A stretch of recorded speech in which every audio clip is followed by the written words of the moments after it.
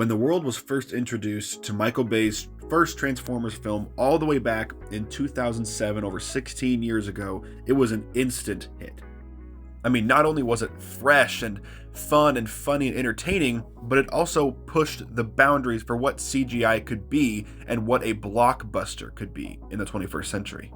A lot of people, myself included, sort of consider this my generation's Jurassic Park, in the sense that how seamless it was them inserting CGI into the real world and making it look photorealistic. This first movie went on to gross over $700 million at the worldwide box office, which was absolutely insane, especially considering the time. With it being the first movie in this franchise, it checked all the boxes and did exactly what it needed to do. Fast forward about 16 years with the multiple tie-in games, tie-in comics, and countless sequels and a reboot, we have arrived here.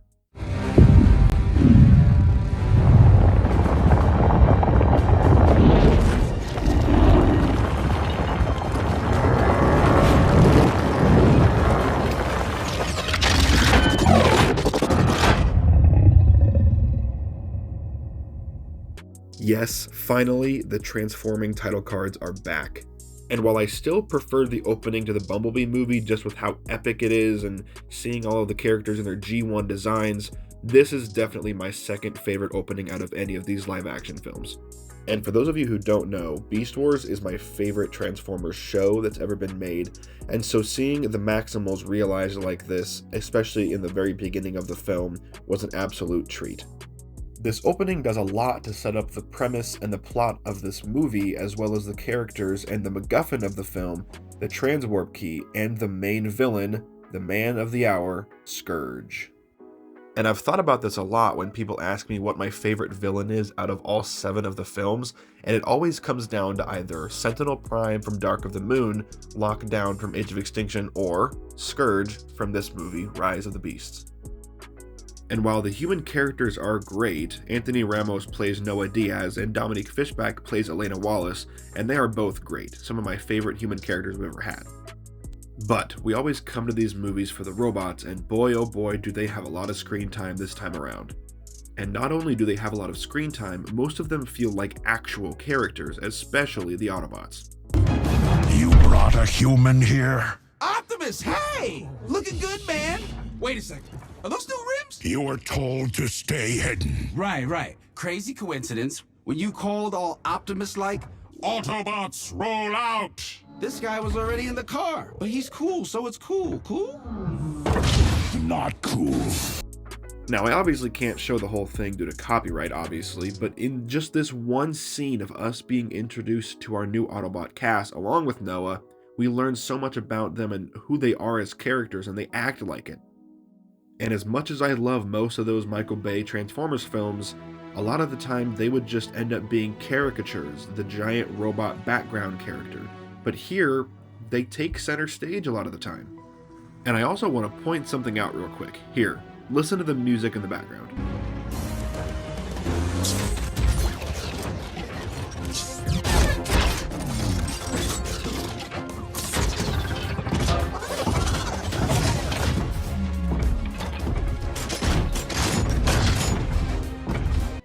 Now, obviously, it might have been kind of hard to hear behind Optimus Prime transforming, but you should have been able to pick out the main Autobot theme that was created for this movie.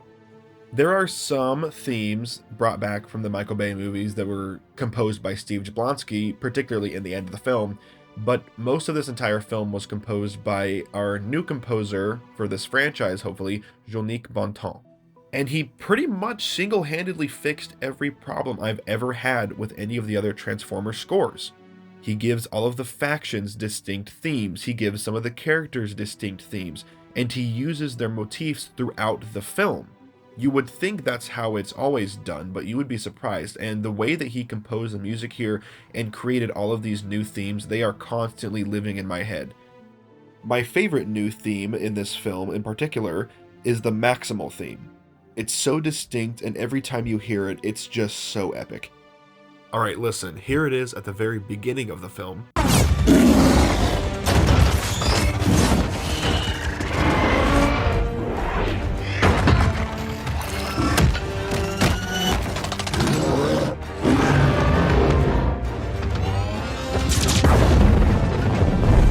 And here it is again, right after the Autobots and the Maximals finally meet.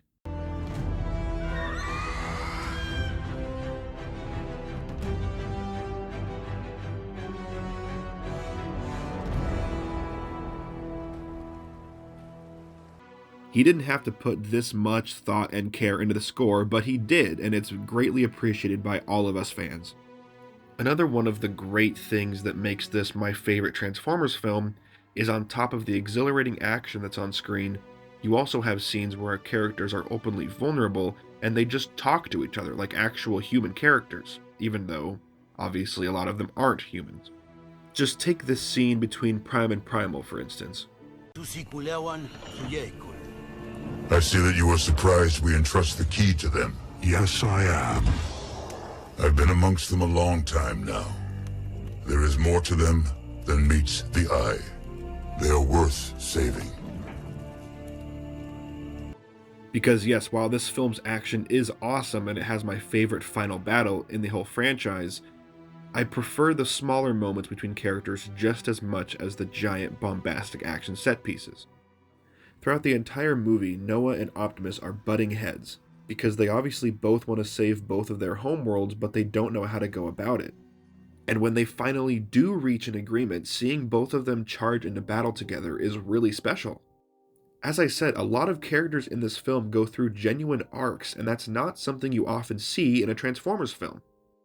If it wasn't already obvious enough, I adore this movie, and I think it is incredibly special, and rewatching it over and over again has made it no less special than when I saw it on opening night with a theater full of fans. You can tell how much love and care was put into this movie, both in front of the camera and behind it. From the characters feeling like actual characters, and the action, and the smaller, more tender moments in the musical score, makes this movie truly special to me. As the second movie in this rebooted timeline, I am so happy with how it turned out. If you haven't seen this movie, I cannot recommend it enough. It is currently streaming on Paramount Plus and is also available to buy on all digital retailers and on DVD, Blu-ray, and 4K in physical stores. As always, thank you guys so much for watching this video. I make these videos not only for myself, but also for you guys to enjoy. Be sure to let me know in the comments as well, what did you think of this movie? Did you like it? Did you not like it? Tell me what you thought down below. Look forward to my next video essay pretty soon, and till all are one.